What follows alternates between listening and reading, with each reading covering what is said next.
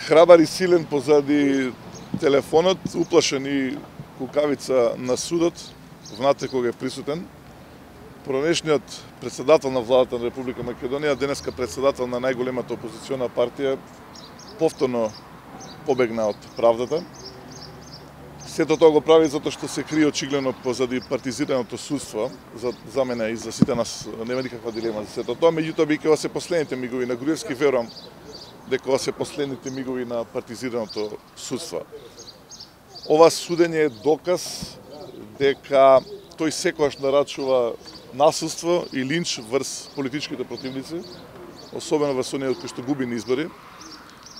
Исто така е доказ дека не е вистина тоа што кажа во јавноста, дека никогаш не е повикал на насилство, бидејќи може јавноста јасно да се увери за тоа каков всушност е Никола Груевски.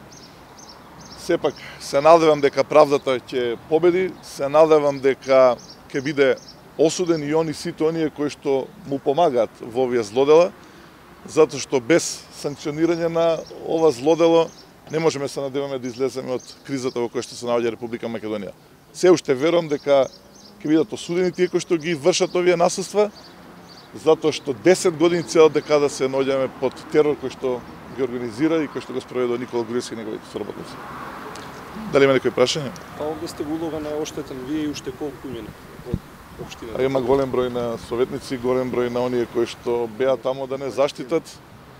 Меѓутоа очигледно дека се прават сите процедури, трикови процедурални за да се одржи судењето. Следното е закажано крајот на јуни, со што јасно се гледа дека се одбегнува судењето, меѓутоа верувам дека се повеќе се скратува рокот на бегање од одговорноста, бидејќи доаѓа промена во Република Македонија.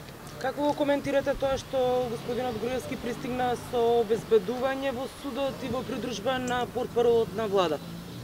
Прво не ми јасно како може да се дозволи влез во судство на неговото обезбедување, потоа влегува секогаш посебен влез, денеска влезе во сосема друг влез, не како сите нас.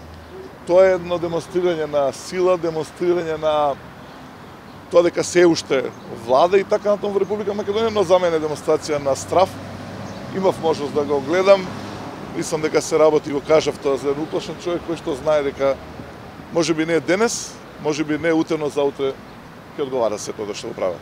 И благодарам многу. Само уште едно прашање, ако може поттикнати од овој предмет во Врховниот суд се расправа за бомбите. Дали ќе бидат употребувани како доказ или не, со оглед на тоа што во Врховниот кажа дека тие ќе бидат и дел од оваа доказна постапка. Што очекувате вие во тој контекст? Една од стратегиите на неговиот тим е да не се признават бомбите и јасно е дека се плаши од материјалите кои што ги има специјалното јавно обвинителство, материјали кои што докажуваат дека тоа е тој што нарачува политичко насилие, физичко насилие, односно и нарачува линч врз политичките противници, меѓутоа пак велам, се надам дека има правда во Република Македонија и ќе има правда во Република Македонија и дека ќе одговара се тоа што го направи. Денешното рочиште се одложи поради неприсуство на дел од обвинетите, така беше официјално соопштено. Од страна на судот не знаем уште кај е постапката по жалба по однос на издвојувањето на доказите и тоа е по однос на рочиштето.